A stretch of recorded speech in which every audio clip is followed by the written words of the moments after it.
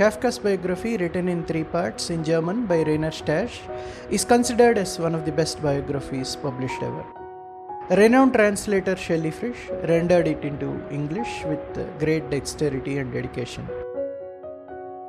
In this episode, she spoke about her affinity towards the translation of biographies, Kafka's Allure, challenges in translating non-fiction, and how she handled this 3-part 1800-page work. Shelley Frisch taught German literature at Bucknell University, Columbia University and Harvard College, where she chaired the German department before turning to translation full-time in the 1990s. Her translations, which include biographies of Friedrich Nietzsche, Albert Einstein, Leonardo da Vinci, Marlene Dietrich, Leni Riefenstahl, a dual biography, and Franz Kafka, have been awarded numerous translation prizes. Among her recent translations are a volume of Billy Wilder's Early Journalism, an overview of Early German Romanticism, an annotated collection of Kafka's aphorisms, a Holocaust memoir, and a study of the origins of critical theory. She is currently translating a biography of Hannah Arendt. She lives in Princeton, New Jersey. I gathered your father is from Germany. How much did that influence your lifelong tryst with the German language? That is a difficult question to answer because my father was born in Gelsenkirchen in Germany, but his parents were Polish. In the 1930s, the family scattered. He left in 1936. He went to Palestine and stayed there for about 10 years before coming to the U.S., where he had a sister. Another sister was already in the U.S., there were 2 in Palestine and Israel. Brother was in France, and the family scattered in all directions. So we have a Frisch branch of the family, a Frisch branch of the family, the French ones, and Frisch without the C before the H, which is the Israeli branch. So I grew up in a heavily Jewish neighborhood. I was born a few years after World War II ended.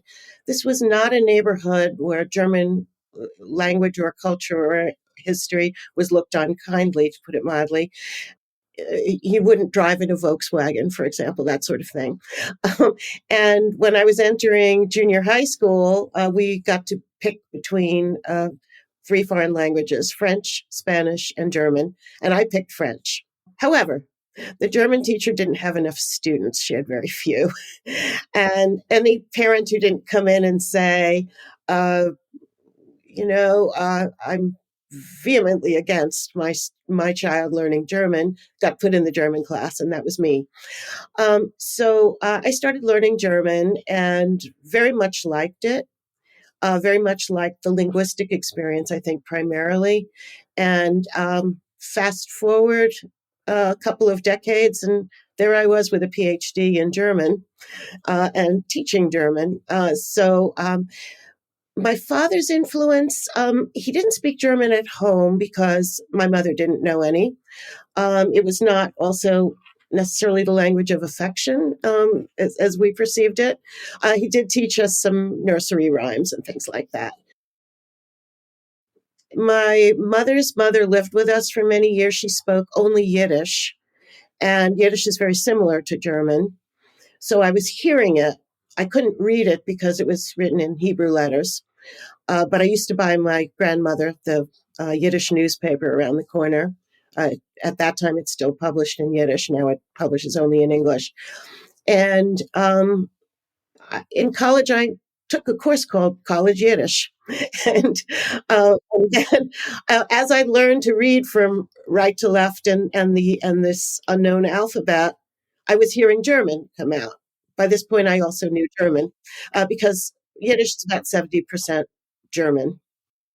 And so I learned them as twin languages, in effect. Because I was in New York City public schools, New York City is where I grew up, they had very old textbooks. The New York City public school system was not in great shape financially.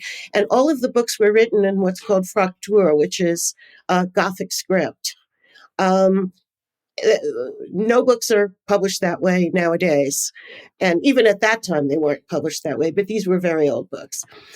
when I got to college and I went to the university bookstore to buy my first books for a German course there, I discovered, wait a minute, this is in non-fraktur. This is in regular Roman script. And I was astonished. So now I can read both, which is comes in handy when I look at older texts. I should add that I learned French as well, minored in French. So I took them as twin subjects. And for my dissertation, that was very helpful because I had to read a lot of 18th century and 19th century uh, microfiche and microfilm manuscripts in French, and back in those days. So I don't know if there's much of that anymore, either of those microfiche and microfilm, but it turned out to be very handy to know French. But I've stayed with the German, and I I love working with words. I think had I learned French first, I would have had that same attraction to it. You'll probably never hear this from anybody else, but when I was a girl, I dreamed of being a lexicographer. Um, and although I'm not a lexicographer, I still get to play with words, and to me, it's the magic of the words that is the primary lure of translation work. You learned Sanskrit too. I learned Sanskrit. That has a strange story. I was writing a dissertation on origin of language theories in Germany in the Romantic era, drawing on French mystical movements and German Enlightenment movements of the 18th century. And Friedrich Schlegel was possibly the first German to have learned Sanskrit. And he felt that he would be able to trace language back to its origins. Of course, he also had a nationalist agenda, hoping that Sanskrit and German were so closely related that somehow that would qualify German as being the proto language, the Ursprache. And his motives weren't entirely pure. In fact, the beginnings of linguistics, which basically happened there in German Romanticism, were very much guided by what we now call Indo-European, what was then called Indo-Germanic. And so they were looking at family trees and trying to find out which words came first. And learning Sanskrit was key to Friedrich Schlegel's ability to reconstruct German and as part of a larger language family. Luckily for me, there was a Sanskrit teacher at Princeton University where I got my degree, and I studied Sanskrit for a year. And the methodology for that course was like no other. The Usually you use a grammar book and learn grammar in a more general sense. In our case, we were told that we needed to, and we did do this, memorize the first 16 lines of the Mahabharata, and we learned only the grammar that was contained in those 16 lines. So it was a very lopsided introduction to grammar. I did learn, of course, in the process that each word in Sanskrit has essentially 24 different ways of saying it because there's a singular, dual, and plural in 8 cases. And you don't have an article that's separate, but it's the case and such is integrated into the noun. And I proceeded to tell my students of German, who always were complaining that German is a difficult language, how much easier it is than Sanskrit. Uh, Maybe that's some reason that German is still a living language, but for all the work that's now being written by Germans in English, I wonder for how long. You touched upon it just now. You were talking about your PhD thesis too, about German Romanticism. Yes, well, there were many debates in the 18th century, in particular, about the mutual relationship between language and thought. Does language shape thought, or does thought shape language? Um, in other words, is language simply a vehicle of expression, or does it actually mold the way you see the world? The jury's still out on that. There were lots of contests and theses written about that by Herder and other Germans, and also people in England and France and really across the continent. So I was interested in the issue of language and thought because I'm so involved in words and their meanings. And I started looking into these things and learning Sanskrit to figure out the path that they had taken to the theories that they formed.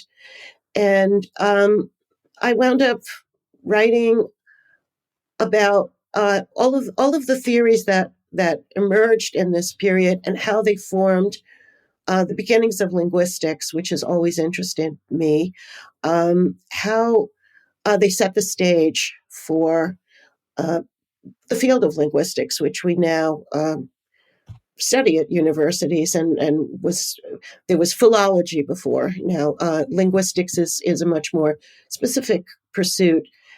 It seemed to me that they were striving toward figuring out a large panorama of what language means. The Grimm brothers, in addition to putting together their fairy tale collections, also started a dictionary, which is the German equivalent, to this day, the German equivalent of the OED, the Oxford English Dictionary. They didn't get past one of the early letters of the alphabet. I forget which letter it was exactly when they stopped, because they died. And other scholars have continued to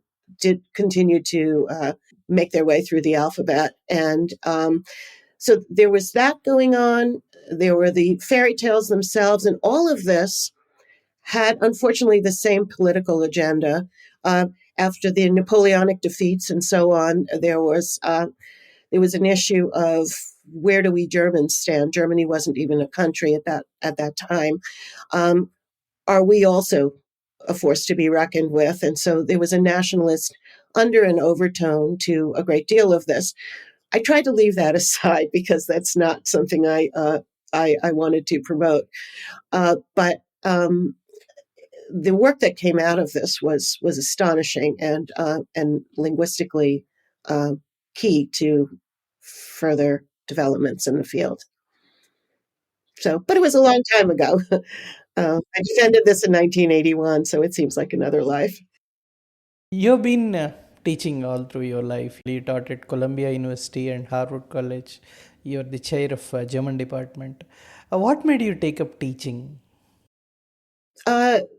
People in graduate school expected to free float into academia, and I was no exception. I was very, very young. I was 15 when I applied to college, 19 when I graduated, and I actually decided that I would like to spend a year in Germany because I had applied for a Fulbright.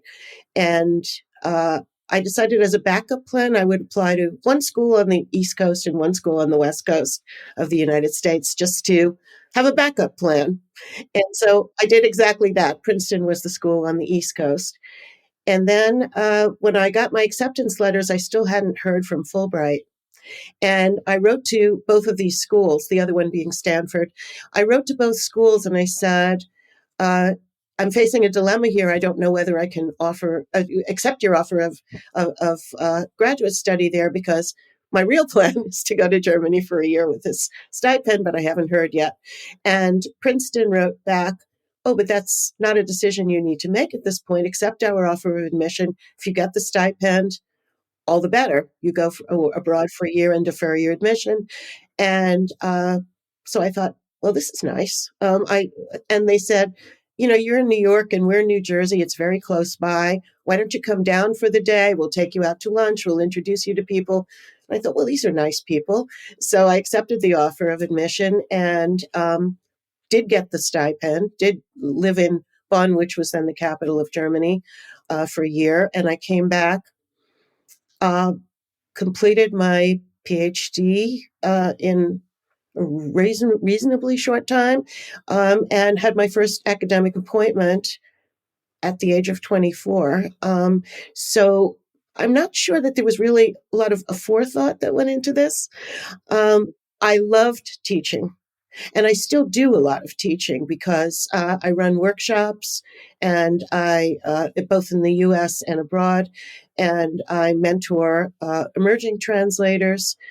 And I find teaching an incredibly invigorating process.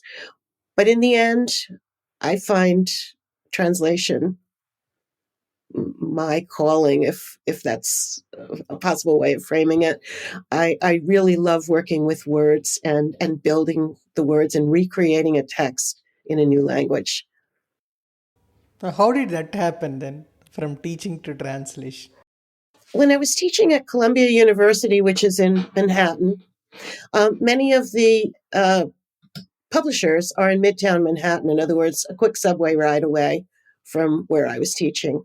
And there was one publisher in Manhattan called Schocken Books that was putting together a volume which has now become a classic. It's a wonderful volume called The Sunflower, about of essays responding to uh, a question that Simon Wiesenthal had raised when he was in a concentration camp, and he was asked whether he was asked by a dying Nazi soldier whether he, Wiesenthal, would forgive him for all of the crimes that he had committed.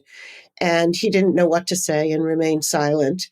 And for this book, The Sunflower, scholars all around the world were asked to weigh in and write essays about how they would have handled the situation. And one of them was in German. And I was asked by this publisher, Schocken Books, whether I would be willing to translate this. And I sort of translate. I've never done that before. But I thought, well, why not? It was, I don't know, some 20 pages long.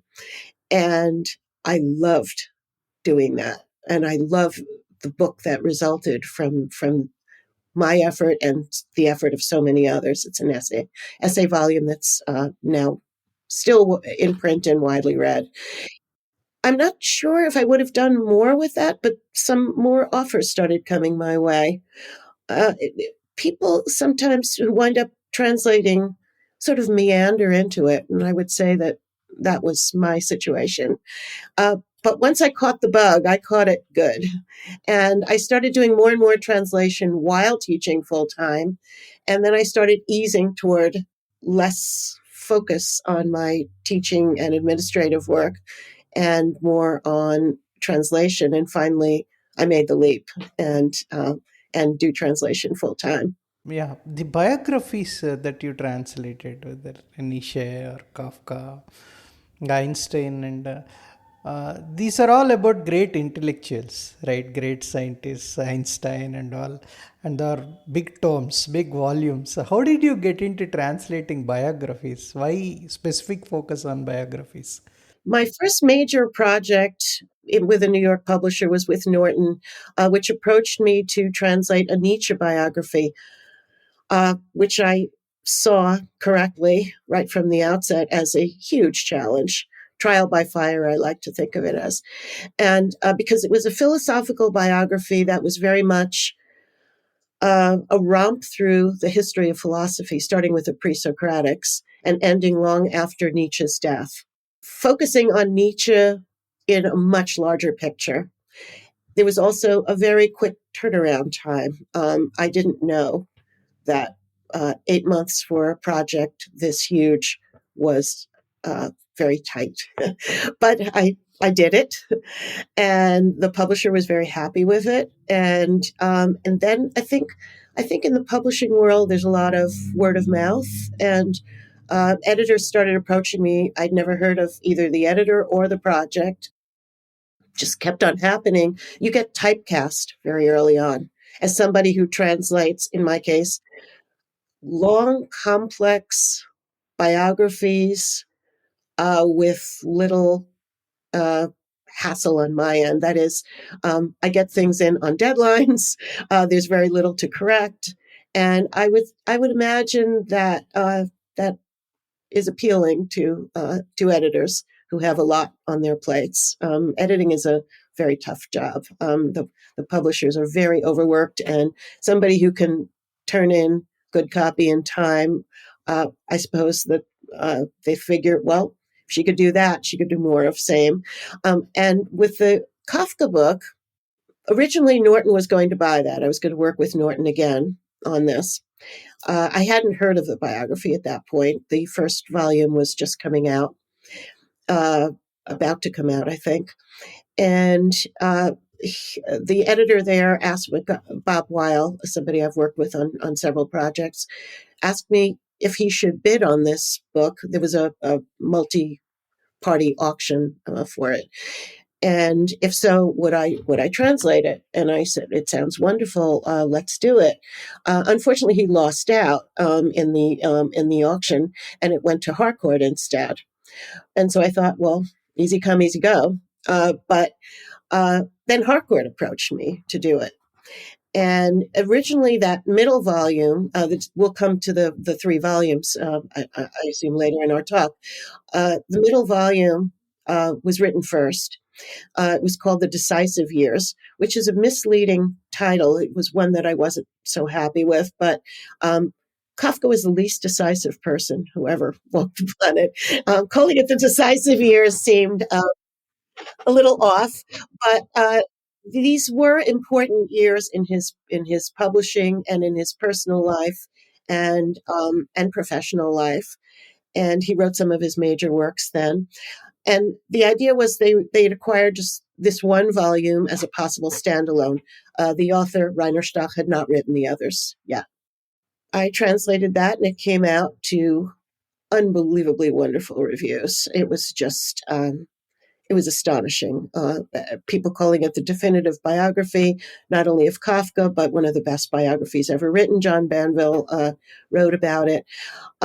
So then the question was, what about the next volumes? Well, just at that point, Harcourt was integrated into Houghton Mifflin, and there were a lot of staff changes, and the people I was working with in the literature division were let go. And the project seemed dead in the water. But then Princeton University Press picked it up. And here I live in Princeton. I had never worked with them before.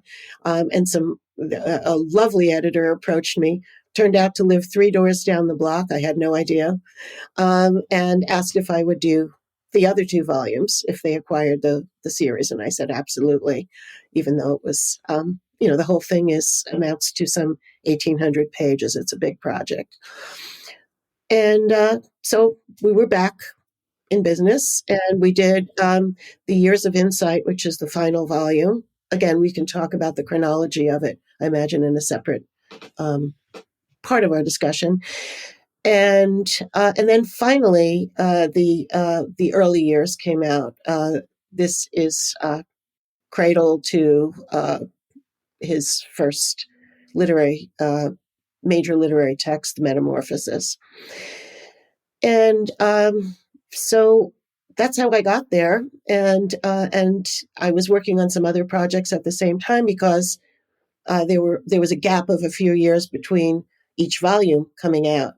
By the end, Reiner Stach and I became very close friends, and he was keeping me apprised of the drafts of his works, and I also understood his style and tone much better, and so I could understand where he was going with. I like to say that we were completing each other's sentences, but in the end, he is a stylistic genius, and my hope was that I could attain that same level of stylistic excellence. My fear was that I wouldn't be able to, but luckily the reviews were very positive, and the book won several prizes. I won several translation prizes for it, and the book is now considered, the 3-volume set, considered the definitive biography, and it is a beautiful work of literature. It reads like a novel, and that is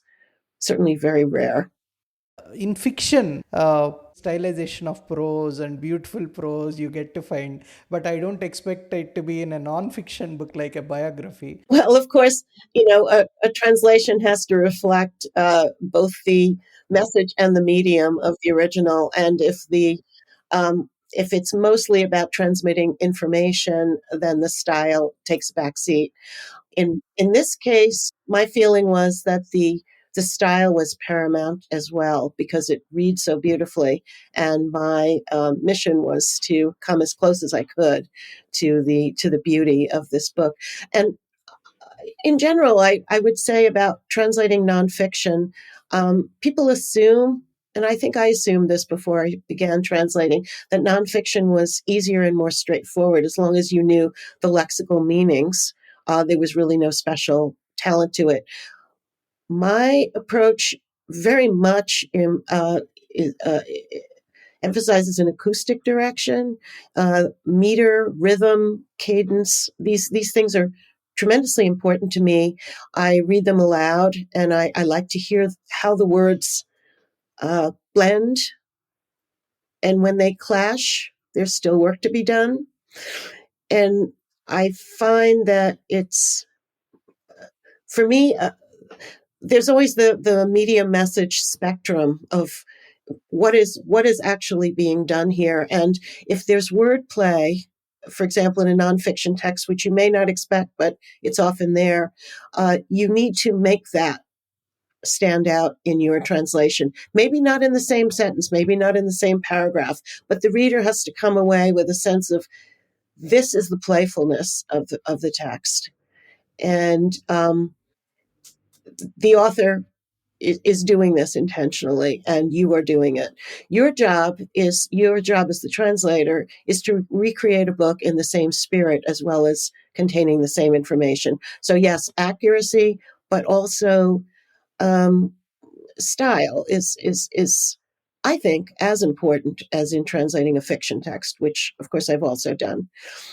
So this is not a view that is necessarily shared by all, but uh, it's also, of course, much more difficult in the sense of all the research that's needed. You need to acquaint yourself with all kinds of things. I needed to learn, for example, about the Spanish flu. There's a whole chapter on Kafka getting the Spanish flu, but it's not really about Kafka getting it. It's about the continent of Europe getting it.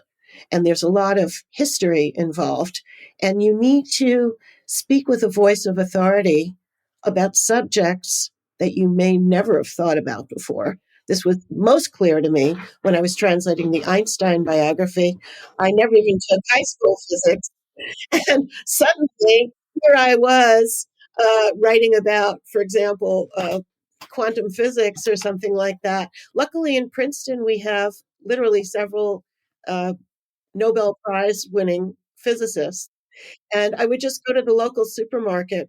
I remember once I was there, and a physicist was innocently buying vegetables.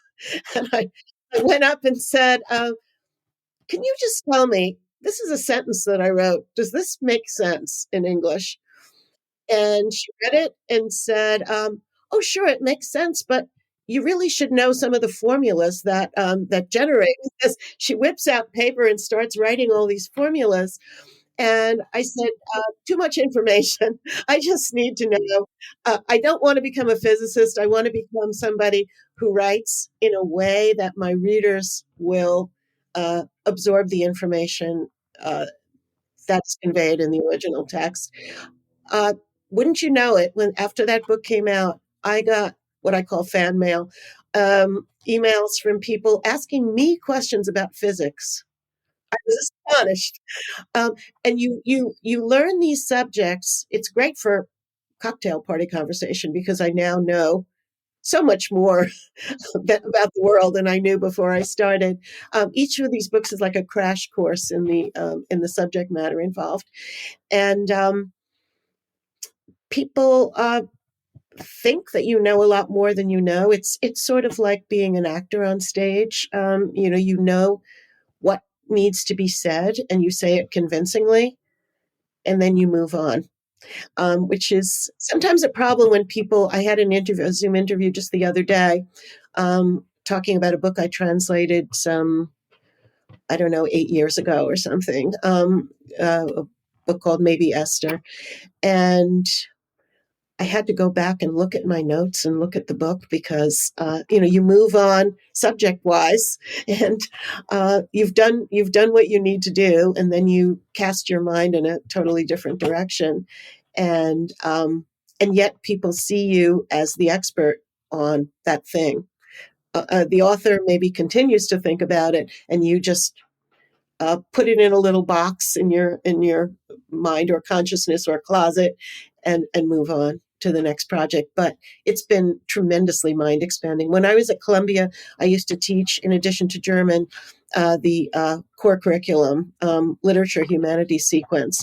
The students called it Plato to NATO. It was a sweeping course that went through centuries and national literatures.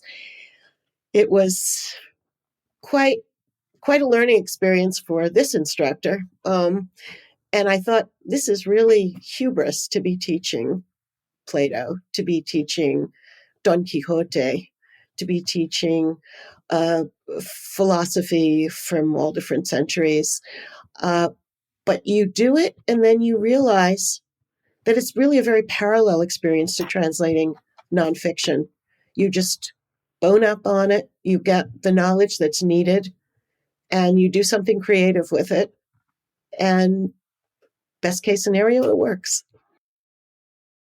I read in one of the interviews that you were offered even Goebbels' biography to translate.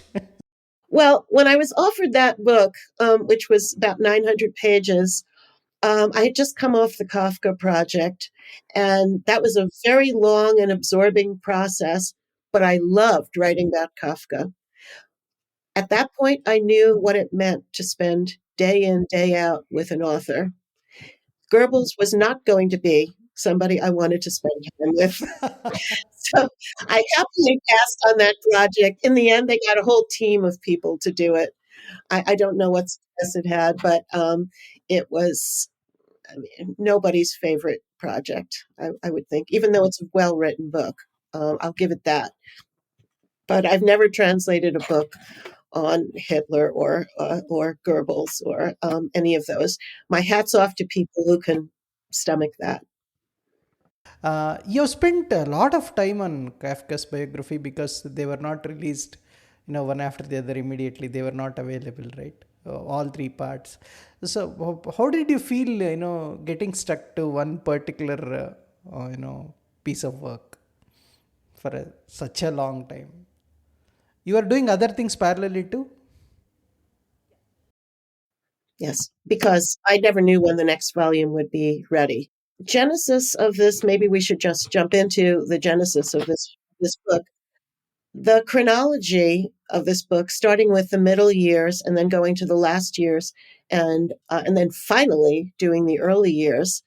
I often think that maybe that chronology is itself Kafkaesque. We start with his middle years, with no background information, and I'm not sure how many readers are aware of why this happened, but the reason was that Max Brod, who was Kafka's best friend for many years and his literary executor, and was actually told, we hear, to burn Kafka's writings. Kafka wanted him to do this.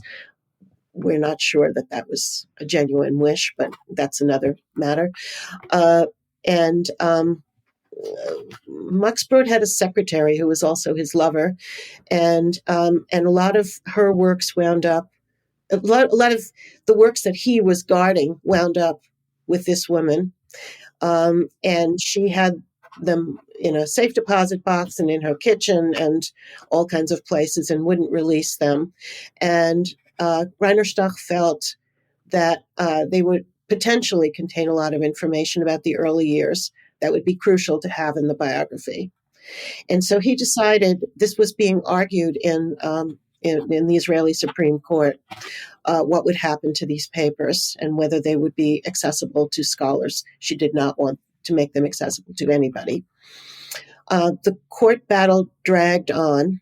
And for this, I would recommend a book I told you about recently, Benjamin Balan's Kafka's Last Trial, which lays out that whole court case beautifully. So as the case was dragging on, Reiner decided that he would write the middle years first. He didn't want the book to be outdated by the time it came out. So he would start with what was best documented, which was Kafka's middle years, where he wrote some of his major works like The Trial. And there's also tremendously exciting correspondence between Kafka and Felice Bauer, the woman to whom he was engaged twice and disengaged from twice. And this is a quasi-literary work within itself, that collection of letters. So he had a lot of material, really wonderful material to work with for that volume. He also had wonderful material to work with for the final volume, which is we wound up calling The Years of Insight. And he died very early, you probably know this, of tuberculosis. And he was ailing during many of those years, those final years. At the end, he could barely speak. And his writing also contracted tremendously. This is when he wrote his aphorisms, and which we can talk about too. And he finally found a woman that he was quite happy with, a woman named Dora Diamant. And he, for the first time in his life, he lived with a woman, with Dora, in Berlin. They were actually planning to, I don't know how seriously, but they were planning to emigrate to Palestine and run a restaurant, and one would be the cook and one would be the waiter. They used to fantasize about that. But by that point, he was so seriously, terminally ill with tuberculosis that he could barely leave his bed, let alone the country. So that was also amply documented, in part by a book by Kathy Diamant called Kafka's Last Love. You might want to contact her about this project as well. And then he said, okay, things are moving ahead with the documentation becoming available. He was able to gain access to a great deal of what was still kept apart from the scholarly community. And he said, now I can write the first volume. And he wrote The Early Years, which is, like all the volumes, not even primarily about Kafka per se, but about what it was like to be Kafka. That is, what it was like to live in Kafka's world. And so there's a great deal about the world, the circumstances of the Austro-Hungarian Empire, and so many. I mentioned the Spanish flu, World War I. He places Kafka in a much larger sphere to see what formed Kafka, what made Kafka be Kafka. And so that early volume is key in terms of understanding how we can situate him. This book, I should add, is, unlike many other biographies of Kafka, not primarily about analyzing the works. He shows how the life and the works intersect. He shows in an objective way, as it were, facts from Kafka's life and how they were reflected in the works. But he's not out to be reductive and say, and this is how we need to read the texts. Kafka, I think that the appeal of Kafka is that we all find something that resonates within us. Whether it's you in India, me in New Jersey, I think it has a universal appeal precisely because the texts are so open-ended. And many Kafka scholars have said a religious reading is how you need to see these works, or a psychological reading, or a Freudian reading even. And Reiner Stach's approach is exactly the opposite. He says, let's open out Kafka rather than reining him in.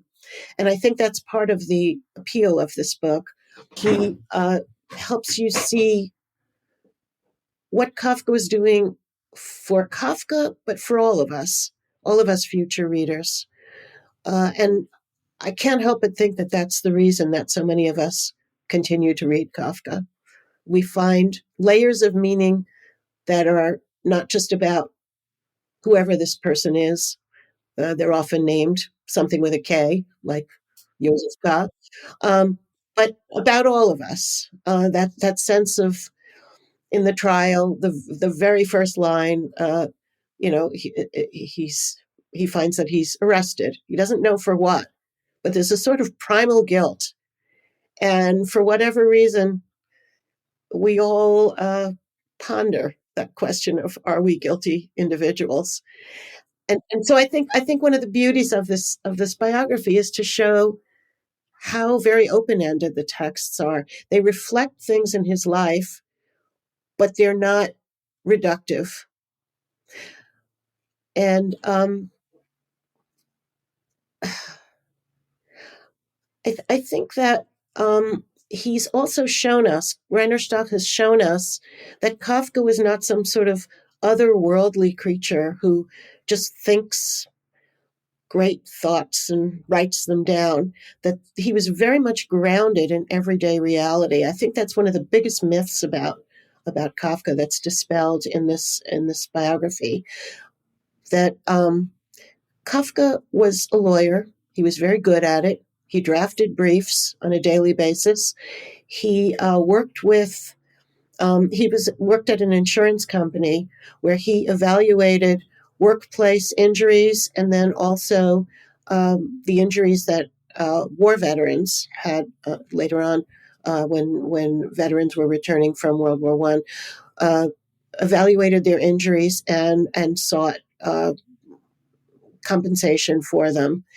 And when you read things like in the penal colony, you can see how his daily work and his narrative imagination merged.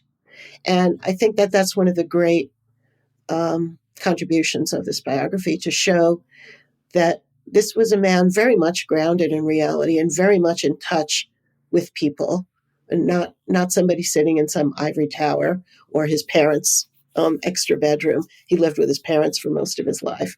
He never married, lived with mom and dad most of the time, rarely left Prague. But at the same time, he had a day job that he excelled in, learned from, and drew on in his writings. I started reading Kafka as an undergraduate, which many of us do. He's one of the favored authors for college students, I think.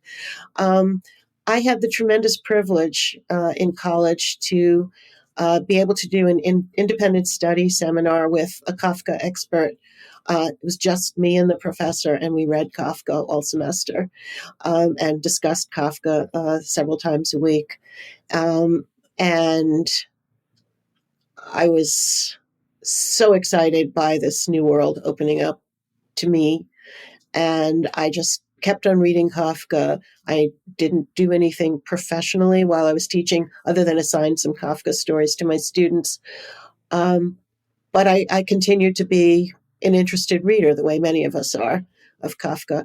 And so when this project was offered to me, even though it sounded gargantuan, and in fact was, I couldn't say yes fast enough. It was a wonderful, exciting experience that drew on essentially a lifelong interest in Kafka. When we talk about these three books, probably sequentially, early years, and then comes the decisive years, and then years of insight, right? These are the three parts. So, what these three parts talk about individually? Can you briefly tell us? Can you briefly introduce this? Sure. So you'd like me to go by chronology of Chronology, yes. Kafka's life? Chronology, yes. Yes. Right. Okay. So the early book um, is, as I mentioned tangentially earlier, is how did Kafka become Kafka? It talks about his school years, his the personal, political, cultural circumstances that shaped him. Again, as in all the volumes, this I think of the structure of these volumes as being sort of cinematic in a way. The books all start with what they call in cinema an establishing shot, sort of like a helicopter flying over and showing the big panorama, and then zooming in on on the person, Kafka. So the book, as far as I recall, none of the volumes actually starts with Kafka. It starts with Prague, basically. Prague, the culture, and other. Exactly. I think the first chapter of that one is called "The Ants of Prague," and so literally an overhead shot, looking down at the big picture in a panoramic view. Um, and so this starts with his birth in Prague, and goes through the beginnings of his political and professional career, and as I mentioned, the metamorphosis, um, about growing up in a Jewish family in Prague, and the both the religious and the linguistic implications of that. This is not a place that primarily spoke German, but the Jewish uh, subpopulation did. And I've since come to understand that when children in his situation went to school, the parents had to decide whether to send them to a German speaking school or a Czech speaking school. And most of the Jewish parents, though not all, opted for the German school. They thought that, uh, first of all, that German was a more practical language, but they also thought, with no ability of hindsight that we have, that the Germans were kinder to Jews than the Czechs. That was a big mistake. But they, so Kafka was obviously fluent in German, but not so in Czech. He understood Czech well enough to later on, when the area became very nationalistic after World War One. He was required then to draft his briefs in Czech. He always asked his Czech speaking brother in law to proofread these things because he wasn't entirely comfortable in Czech. And so the linguistic tensions, the political tensions, the religious tensions, he also became heavily involved in the Jewish, the Yiddish theater, was very excited about Eastern European Jews coming somewhat west, and what they brought to the arts and to life in general. There were family letters, schoolmates' memoirs, other things that Reiner Stach could draw on when he didn't have a full access to the scholarly materials that were still hidden away, but he saw enough of it. He had a 170-page, I think, inventory of the materials with descriptions, and he had unauthorized access to a lot of it. So he was able to find out a great deal. A funny side note, I always think that translation is quite personal, and I thought when I'm translating Kafka, I won't, of course, be able to meet Kafka or any of his relatives, so it remains somewhat abstract. Little did I know, and I only learned this when I was translating the third volume, is that Kafka had a best friend in school named Hugo Bergmann. And Hugo Bergmann had, among other things, two granddaughters. Turns out they both live right here in Princeton, a few blocks walking distance from my house. I had no idea. And I met with them. They're now both close friends. Don't speak a word of German. I'm not even sure that they've read Kafka. But they're very interested in the family legacy. And so, right around the corner from me, there were descendants of Kafka's best friends. And this kind of thing happens weirdly often when I was translating the Einstein biography. Um, he died in a hospital that was when I was translating the Einstein biography. Einstein died in a hospital that was right behind my house. I could once I thought I'd broken a toe, I hopped there. It's that close. And you may know that his brain was stolen during the autopsy, and the person who stole it crisscrossed the country with the brain. Before he left for that crisscrossing, he stored it on Jefferson Road. That's where I live. This is my street. Um, so, um, things that you think are very far away from you, although Einstein did live in this community, I never expected that his brain lived on my street. Um, and kind of grotesque, but there it is. Uh, these kinds of personal dimensions can take very odd turns. I translated a book many years ago, not a biography, called Eunuchs and Castrati, and this was about uh, it went, the topic is obvious, but it went from early civilizations through to 19th century opera singers, opera castrati. And while I was translating that book, I happened to read um, a book by Zia Jaffrey, who's Madhur Jaffrey's daughter. And she had traveled to India and she met the Hijras there. Not sure I'm pronouncing that correctly. The eunuchs there that were performing at local weddings and things like that. And she was so taken with this subject that she wound up writing a whole book about it. And I don't recall the title at this point. But I thought that's a big gap in the book that I'm translating because it ends with the opera castrati and doesn't go into this fascinating 20th century phenomenon. And I asked the publisher whether I could write an additional chapter and add it on. And that's how we handled it. So it's astonishing what twists and turns translating nonfiction can take, just as a for instance. Where were we? So we were with the early years. Um, and the decisive years, this is the correspondence with Felice Bauer. This is the time that he wrote The Trial and, as I mentioned, The Metamorphosis, the book that is sometimes called America, one of his novels that, like his other two novels, was never completed. It's also called The Man Who Disappeared. The short story that Kafka considered his only perfect story, which was The Judgment, Das Urteil.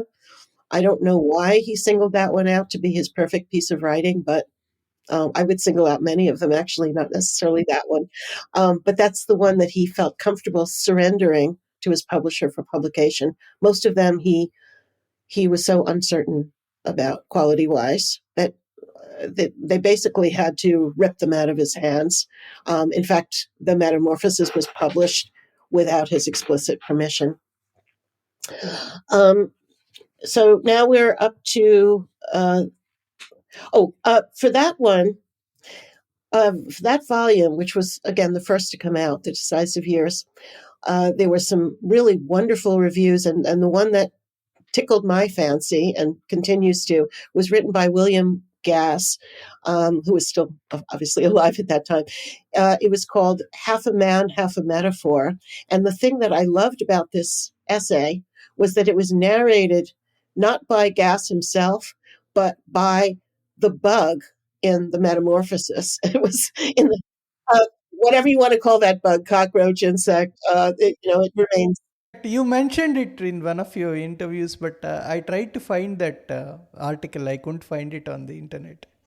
It's in Harper's Magazine. I don't remember how many years ago anymore. In Harper's, and then, but if you can't find it there, uh, William Gass was so enamored of this essay that he chose it to be one of his favorite essays for a collected volume called Life Sentences, and so it's theirs, Life Sentences. Hmm. Right. So that may be another route of entry to it. Um, and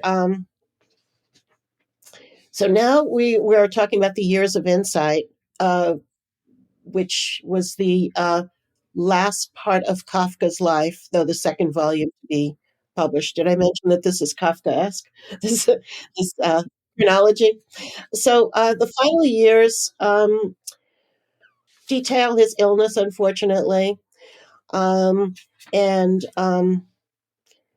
the outbreak of tuberculosis, which was a very common disease at that time. You may have read Thomas Mann's Magic Mountain, where Hans Castorp, the main character, goes to visit somebody with tuberculosis and winds up with it too. Um, and and he uh, Kafka started to examine broader existential issues while he had a lot of time on his hands. He took long leaves from his job, and astonishingly, they were still paying him full salary, and went along with a lot of this. And he went to a series of sanatoriums, but not the ones you would expect. There were plenty of spas for this sort of thing, but he would go to some bizarre fundamentalist Christian nudist camp to to to heal from tuberculosis, or he would and he was the only one to wear shorts there. We think maybe because he was circumcised and didn't want to let that be known. But in any case, he was always somehow out of it. It has wonderful symbolic value because he was always out of joint with everybody else. And so he once said about himself that he was like a naked man among clothed people. Well, here he was the opposite. He was the only one um, clothed. At another point, he decided to stay at his sister's dank and drafty apartment, which would have been arguably the worst place for somebody with tuberculosis to stay. It was freezing cold, and there was very little wood to light the fire, and so on. And of course, he got sicker and sicker as a result. The emerging nationalism in Czechoslovakia was a huge problem for Jews. It had a very stark anti-Semitic dimension to it. And as I said, linguistically, there was a pull to stop writing in German, and this didn't apply to his fictional works, but his day job, and to write in Czech. And in the end, when he was with Dora Diamant, his last love, he lived in Berlin. He finally left his parents' house and lived elsewhere, but he was already the end was approaching, and I wrote somewhere, I don't remember where, the trajectory of his writing sometimes strikes me as an exhibit I once saw about the painter Piet Mondrian, who I always knew his kind of set of rectangles and minimal content. There's a yellow uh, uh, rectangle, there's a blue rectangle, and so on, but really skeletal kind of works. I saw an exhibition of his early works, and they were quite representational. They were full-fledged, representational, realistic renderings. And Piet Mondrian decided that all of that was irrelevant, and he wanted to reduce things to their extreme basics. And that's the Piet Mondrian that we know nowadays, because his early works were arguably interchangeable with those of many others. But with his final works, he had found the elements that he considered crucial to what painting was all about. And I think of that as a parallel. Ever since I saw that exhibit, I've thought about how that's like Kafka's work. As he was slowly succumbing to tuberculosis, he wanted to strip away a lot of writing about characters and places and such, and really get back to what narrative itself is. And hence perhaps the aphorisms and these philosophical reflections that were even briefer than some of his earlier work, um, and um, and they become much more reflective. You translated aphorisms too, right? Just when I thought I was finished with translating a Kafka biography, and I was for several years, um, Reiner Stach wrote a new edition. I don't know if you have it in hand. It of the aphorisms, and what's interesting about this book is aphorisms, of course, by nature are very, very brief, sometimes just a sentence, sometimes even just a phrase. But for every single one, Reiner Stach wrote commentary that's many times as long as the aphorism itself.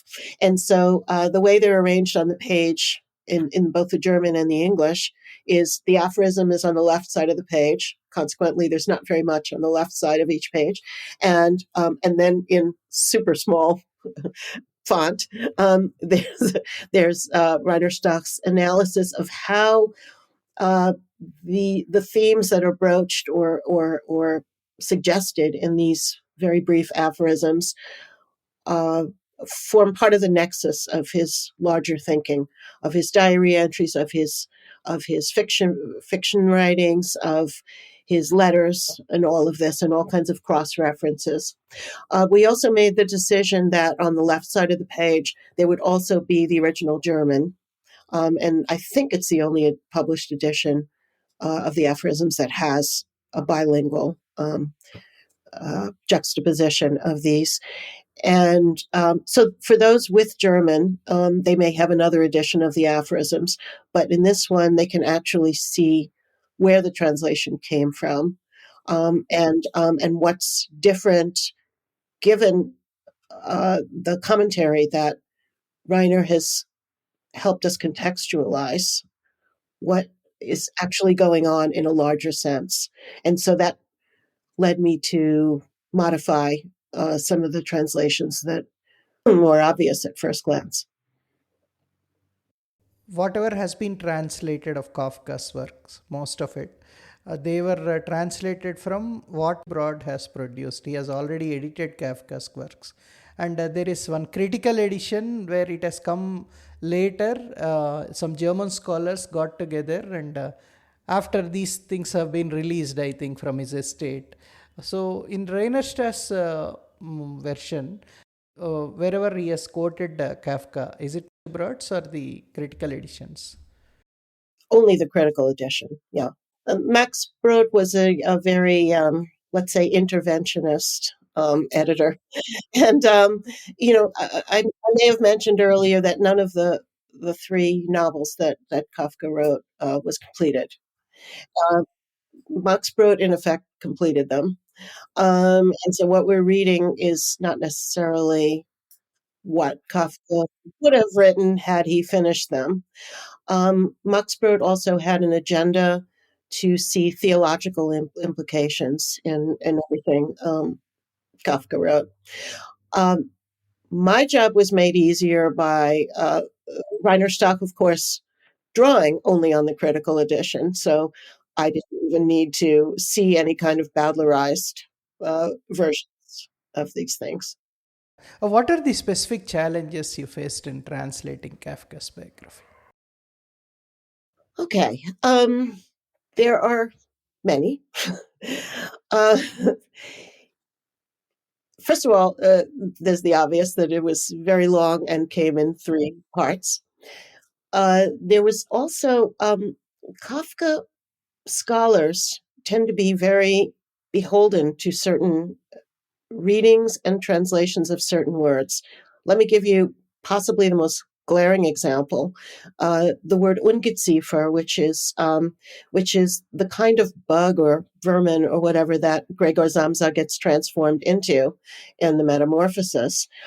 Vladimir Nabokov had very decided opinions about this, and he wrote all kinds of um, notes and also pictures of what he thought it was, and he thought everybody else was stupid to read it in their way. There are what you might call camps of translation, and so when I was translating the volume that contained an analysis of the Metamorphosis, or as Mark calls it, the transformation.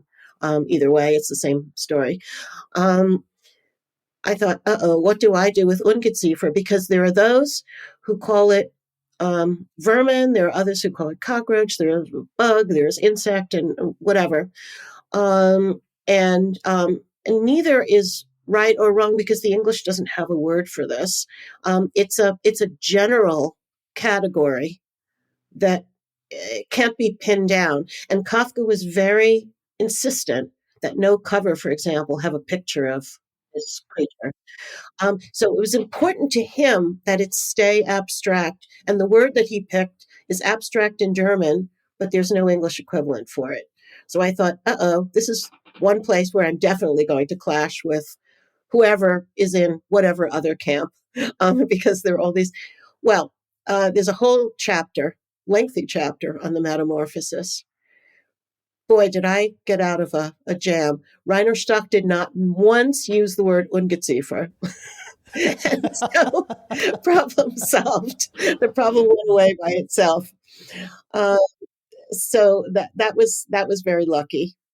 There are many other, and of course that applies to other words to a lesser degree, that that people are sharply divided about what they mean. But again, like the interpretation of Kafka's stories themselves, the interpretation of the specific creatures in the stories is not really to be pinned down.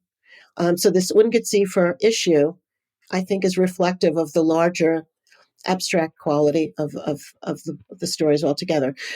So my job was to match the stylistic excellence of the biographer, was to translate anew many of Kafka's writings, from his fiction to his letters to his fragments, aphorisms, legal writings. So there were many different registers that needed to be handled in that. And then, of course, within his stories, there are characters and their voices. So there was if you will, a cacophony of voices that needed rendering in some way. And it was very tricky to try to, hit the right spot for each of them. I hope I was successful. I certainly tried hard to get there. You said there are German books, they won't get edited properly. You mentioned it in one of the interviews. Right. Well, German books tend to have a very quick turnaround time. The Frankfurt Book Fair, you may know, is every October. And many of the books are introduced, German books are introduced at the Frankfurt Book Fair. And I've heard from some authors, including some of my own, not Reiner, that they only turned in their manuscripts in something like August, and they were published by early October, which would never happen in the US, where the process is endlessly long. When I hand in a translation, it's at least a year until it comes out. And there's very, very careful editing. This goes against stereotypes of Germans. We always assume that Germans are extremely thorough and efficient, and that Americans are kind of sloppy and uncaring about these sorts of things. In the publishing world, I have to say, as a general rule, it's exactly the opposite. The process, also, many translations into German are done by a team of people, and the turnaround time is so fast, they don't want people to buy the original English. They want the German to come out more or less simultaneously. They'll hire a whole team of people who don't even have the luxury of comparing the chapters that they did with the work of the other translators that are on their team. And so there's a terrible mismatch of voices in these books. With Jonathan Franzen, for example, his first book before he became famous, The Corrections, was done by one translator beautifully. Once he became somebody around whom there was a lot of buzz, the quality was reflected in that. So what we have here is, slow as it is, we have a lot of work with the in-house editor, often with an outside freelancer, a proofreader, and on and on. And so the book goes back, the proofs go back and forth endless numbers of times. I've discovered many, many factual errors in my books. And I used to, at the beginning, I used to write to the author every time and say, is it okay if I change the century here? Because it's just wrong. Or this or that, whatever. Now, for those authors, I just tend not even to ask anymore, because it's so blatantly obvious. Facts are facts. But Reiner Stach is at least as meticulous as I am. There are no errors in Reiner Stach's biography. And I would also like to emphasize about the biography that he didn't make up anything. If he says that Kafka woke up one morning and it was raining outside, he has a copy of the newspaper from that day with a weather forecast. This is the level of painstaking research that he has done. So it was a huge relief to rely on his own fact checking and not have to do fact checking of my own on this book. Although, out of curiosity, I often did anyway, because I wanted to fill in my own sense of what was going on. But every time he was right.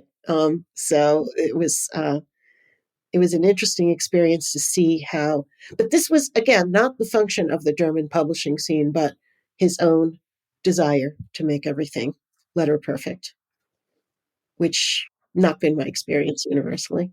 Sometimes there are glaring errors. I did a philosophy book some years back, a long time ago, and which I will not name. And the author played very fast and loose with the facts. It was pretty horrifying. And I went to the editors in New York and to the author, who was not interested necessarily in responding. In the end, I had to get the facts right. So there were unattributed passages in this thing that were not, in fact, written by him, but by others. And so I created a set of footnotes. What could I do? The thing would have been ripped apart by reviewers here, because if it was screamingly obvious to me, it would be screamingly obvious to the set of reviewers. So in a way, I saved that author's skin in the U.S., but it was a very unhappy process, and I wouldn't want to go through that again.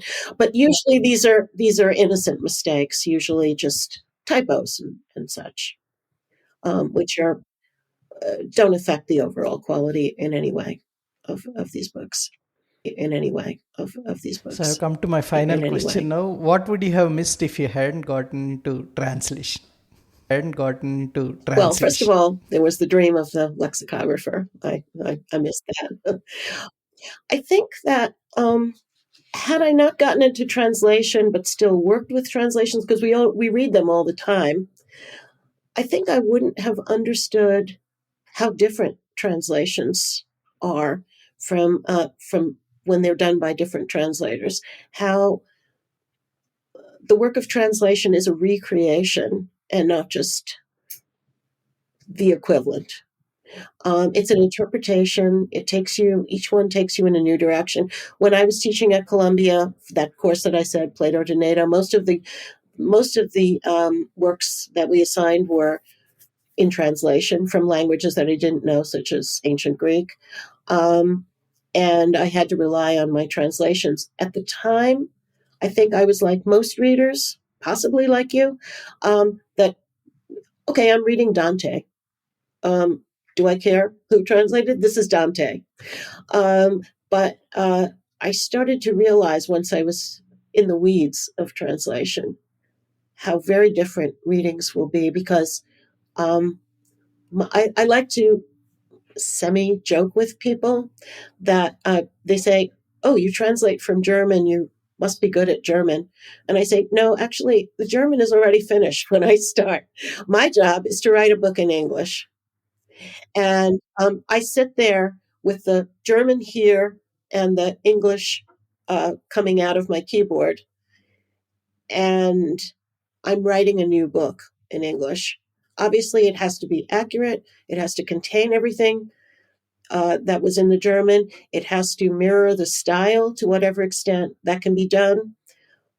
But it's a new book, and it's for you, the new readership who reads in English, which is, by the way, not only a huge readership in and of itself, but also serves as a gateway to further translations. Somebody who might want to translate this Kafka biography into, I don't know what, Chinese, might find it easier to work from the English translation than to go back to it might be easier to find a translator who can do it well from English, because English is spoken in so many parts of the world.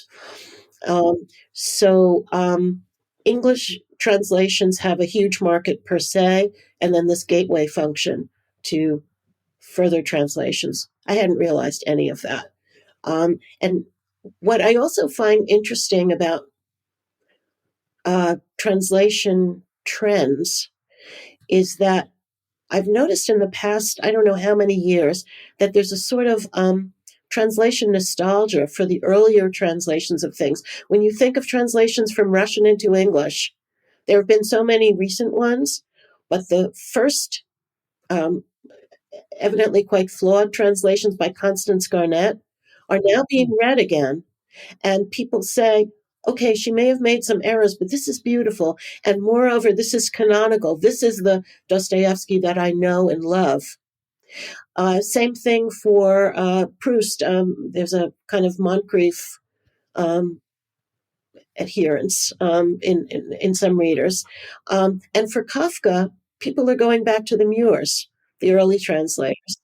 And they're saying, okay, it may be philologically less accurate. Maybe it was a little puritanical or whatever. You're also seeing this with Helen T. Lowe Porter, Thomas Mann's translator into English. The early translators, warts and all, did something that made us in the English-speaking world love and care for them and associate with a certain style of writing. And we cling to that, even though it's not an original. It's somehow an English language original. And so with the newer translations that are coming out, many people have mixed views about them. They're wonderful in all kinds of ways, but at the same time, we were weaned on these others, and we're as fond of them, most likely, as, say, Russian readers are of the original Russian of Dostoevsky. That's what we know and consider part of our canon. So I think that's an interesting sidelight to translation trends. We're doing all kinds of things in many ways better, but there's an aura. Walter Benjamin liked to talk about the aura of originals. It's maybe strange to talk about an aura of translations, but there's somehow the original translations have that aura.